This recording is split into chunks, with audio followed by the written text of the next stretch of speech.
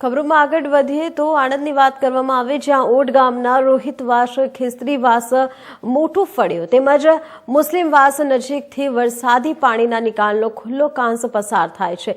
સુંદર કાંસમાં ભારે બાંસ પડી રહેલ ભારે વરસાદ બાદ આગળથી ગંદા પાણી કાંસ આવતા હોવાથી તેમજ કાંસ પર અસહાય ગંદકીના કારણે ભારે દુર્ગંધ મારે છે અને તેમજ કાંસના પાણી રસ્તા પર ફરી વળતા હોવાથી અવરજવર કરવામાં મુશ્કેલીઓ પડી રહી છે.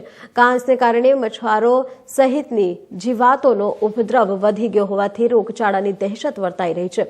કાંસ પર પાઇપલાઇન નાખવાની મંજૂરી પર મળી છે, તેમ છતાં કામગીરી હાય થતી નથી પડતા સ્થાનિકોને હાલાકી વેઠવાનો વખત આવ્યો છે. તો સ્થાનિકોએ આણંદ કલેક્ટર કચેરી ખાતે અધિક નિવાસી કલેક્ટર ઋતુરાજ દેસાઈને આવેદનપત્ર આપીને કાંસમાં પાઇપલાઇન નાખવાની કામગીરી સત્વરે હાથ ધરીને પૂર્ણ કરવાની માંગ કરી સાથે રજૂઆત કરતા કહ્યું હતું કે ઓડ અહીમાં કાંસની નજીકના કબ્રસ્તાન અને રોહિતવાસ આવેલ છે. કાંસને કારણે બંને જગ્યાએ ગંદકી સામ્રાજ્ય છવાઈ ગઈ છે અને ત્યારે અંતિમ વિધિ કરતા પહેલા જ્યાં દર વખતે સાફ કરવી પડે છે, જે અંગે સ્થાનિક રહીશો દ્વારા નગરપાલિકામાં રજૂઆત કરી હતી. જે તે વખતે નગરપાલિકા દ્વારા કાંસ પર પાઇપલાઇન નાખવાના માટે સામાન્ય સભા રજૂઆત કરીને અને મંજૂર માટે સરકારને મોકલી આપ્યો હતો. સરકારે પણ પાઇપલાઇન નાખવા માટે મંજૂરી આપી દીધી હતી. કાંસ પર પાઇપલાઇન નાખવા ટેન્ડર સહિત પ્રક્રિયા પૂર્ણ કરી છે. કાંસ વિભાગમાંથી મંજૂર મળી ગઈ છે અને પરંતુ કેટલાક ઇસમો દ્વારા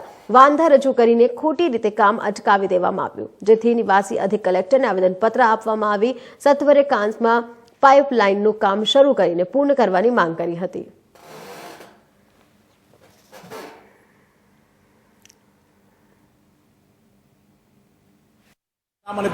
મારું નામ સદરુખાન પઠાણ, ઓડ નગરપાલિકા પૂર્વ ઉપપ્રમુખ શ્રી. કઈ બાબતને લઈને આવેદનપત્ર આપ્યું? હવે અમારા વિસ્તારમાં ગટર પાઇપલાઇન નાખી રહ્યા છે. એ પાઇપલાઇન નાખે તો અમારા વિસ્તારમાં ઘણો ફાયદો થાય છે. જ્યારે ખુલ્લો કાંસ હતો તે સમયે ખોટું ગંદુ પાણી ભરી રહેતું અને મચ્છરનું ઉપદ્રવ થતેલું. એનાથી ઘણીવાર ઓડમાં અમારા વિસ્તારમાં કોલેરા પણ ફાટી નીકળ્યા છે. અમારા ગરીબ વિસ્તારમાં સારું કામ થાય તો સામે પક્ષ વિરોધ ખોટા રજૂઆતો કરે છે અને કામના રોડા નાખે છે.